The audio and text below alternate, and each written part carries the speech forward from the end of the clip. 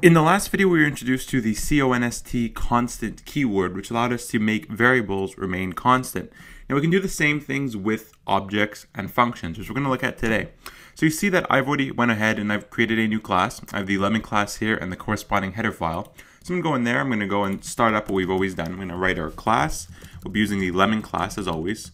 We'll have our curly braces. We'll have public, protected, and private as usual, nothing different. And we'll go ahead into our lemming.cpp file. We can go ahead and start writing our functions. We're going to have our constructor right here. We're going to go ahead and we're going to create two functions right down here. It's going to be a void function. There'll be the lemming because it's in the lemming class. And I'm going to call this the turtle function right down there.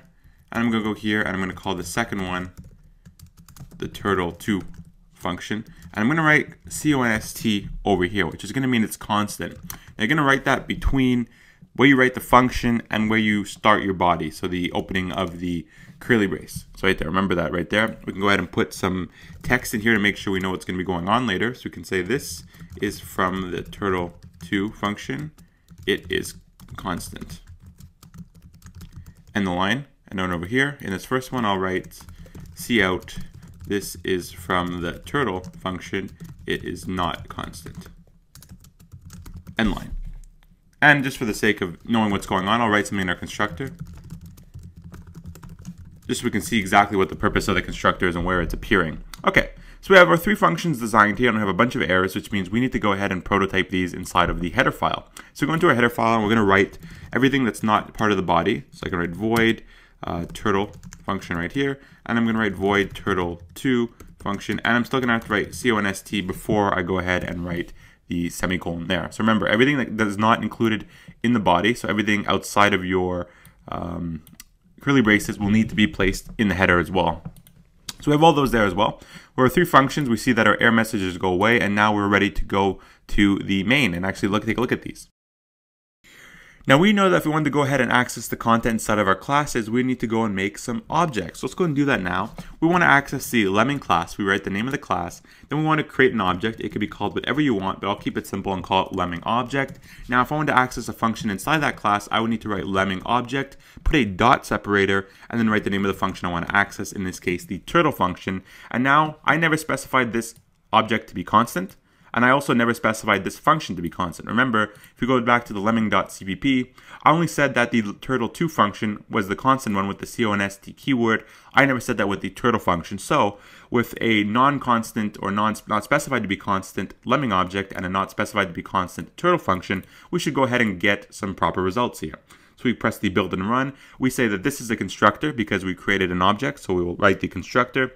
And then this is from the turtle function. It is not constant. Simple enough. Now you may be wondering, what happens if we went and put the turtle2 function? Remember, the turtle2 function is constant with the const keyword. So if I never said that the object we're using, the lemming object, was constant, will I be able to go ahead and use the turtle2 function, which is constant?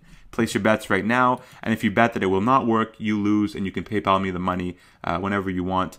You see down here that this is from the turtle2 function. It's constant. It still works. So you can use a constant function with a non-constant object, or an object that was never specified to be constant. So now you're saying, why did I watch this video, right? We didn't really see anything new.